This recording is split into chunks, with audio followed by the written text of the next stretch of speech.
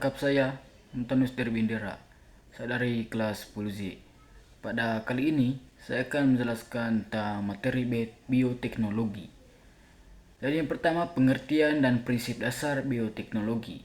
Jadi bioteknologi berasal dari kata bio yang berarti hidup dan teknos yang berarti teknologi, dan yang berarti ilmu yang menerapkan prinsip-prinsip biologi. Secara klasik atau konvensional, bioteknologi berarti sebagai teknologi yang memanfaatkan organisme atau bagian-bagiannya untuk mendapatkan barang dan jasa dalam skala industri untuk memenuhi kebutuhan manusia.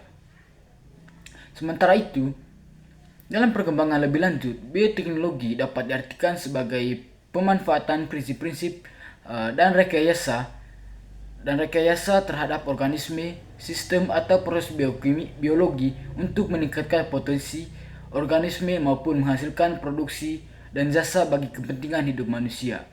Yang kedua, jenis-jenis bioteknologi. Jadi menurut perkembangannya, secara umum bioteknologi dibagi menjadi dua jenis. Yang pertama, bioteknologi konvensional atau sederhana. Jadi bioteknologi konvensional adalah bioteknologi yang memanfaatkan organisme secara langsung untuk menghasilkan produk, barang, dan jasa yang bermanfaat bagi manusia. Bioteknologi ini masih sangat sederhana atau tradisional karena teknik dan peralatan yang digunakan masih sederhana.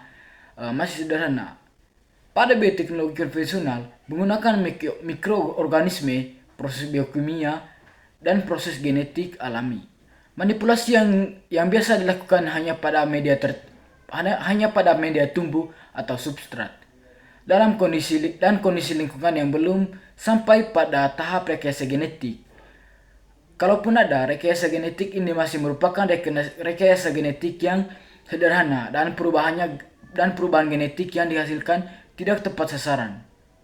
Jadi kelebihan dan kekurangan bioteknologi konvensional adalah sebagai berikut. Yang pertama, kelebihan. Jadi yang pertama itu biaya produksinya murah. Yang kedua, teknologi menggunakan peralatan sederhana. Yang ketiga, pengaruh jangka panjang sudah diketahui. Yang kedua, kelemahan.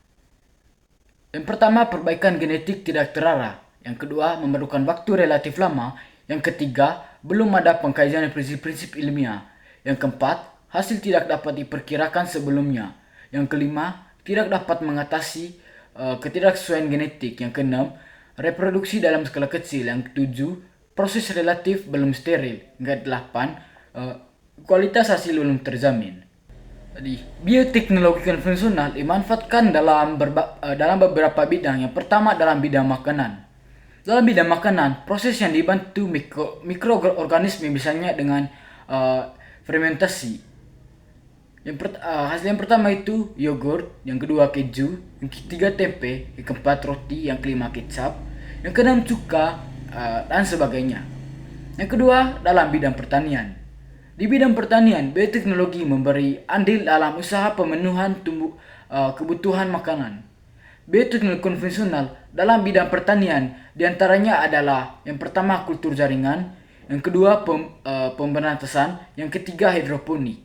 Yang ketiga, di bidang industri. Di bidang industri misalnya teknik bioremediasi, yaitu satu proses pengelolaan limbah yang mengandung zat-zat berbahaya atau logam berat menjadi limbah yang kurang berbahaya. Jadi bioremediasi melibatkan mikroba tertentu, diantaranya itu Xanthomonas campestris dan Pseudomonas foetida. Caranya dengan melepaskan langsung bakteri tersebut ke limbah pabrik yang tercemar. Yang keempat, di bidang pengobatan. Jadi di bidang pengobatan misalnya antibiotik penicillin yang digunakan untuk pengobatan, diisolasi dari bakteri dan jamur, dan vaksin yang merupakan mikroorganisme yang toksinnya telah dimatikan dan bermanfaat untuk meningkatkan imunitas. Yang kelima, di bidang peternakan. Jadi di bidang peternakan misalnya pada domba ankon yang merupakan domba berkaki pendek dan bengkok sebagai hasil mutilasi alami, dan sapi jersey yang diseleksi oleh manusia agar menghasilkan suatu kandungan krim yang lebih banyak. Yang ke B, bioteknologi modern.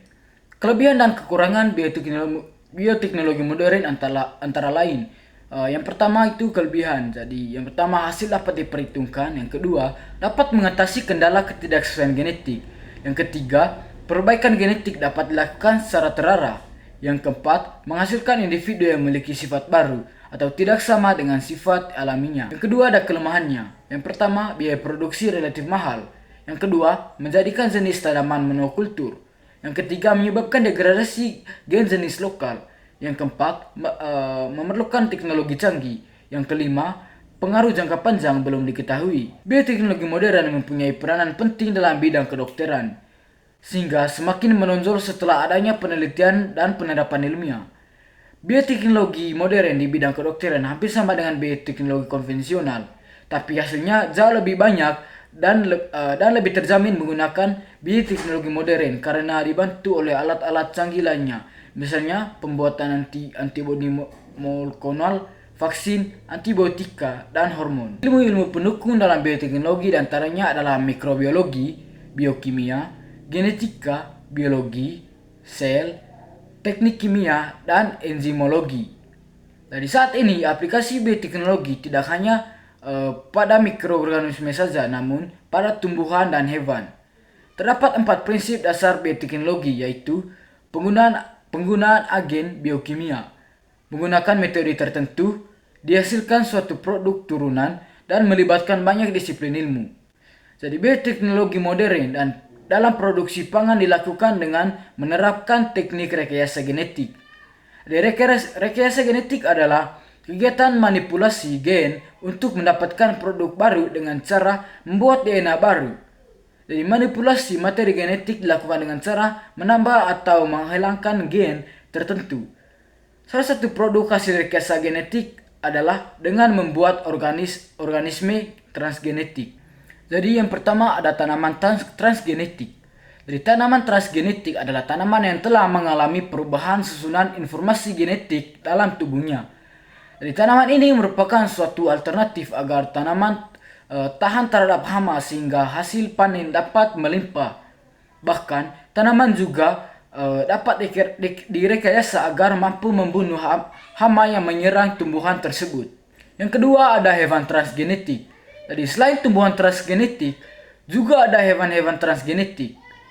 Pada awalnya, hewan transgenetik merupakan bahan penelitian para ilmuwan untuk menemukan jenis penyakit yang menyerang hewan tertentu dengan cara pengulangannya. Dari perkembangan selanjutnya, penerapan teknologi rekayasa genetik pada hewan bertujuan untuk menghasilkan hewan ternak yang memproduksi susu dan daging yang berkualitas, ikan yang cepat besar dan mengandung vitamin tertentu, dan sebagainya. Yang ketiga, teknik yang digunakan dalam bioteknologi modern. Yang pertama ada isolasi DNA. Yang kedua, transparansi gen atau DNA, yaitu memasukkan rekomendasi ke dalam sel hidup.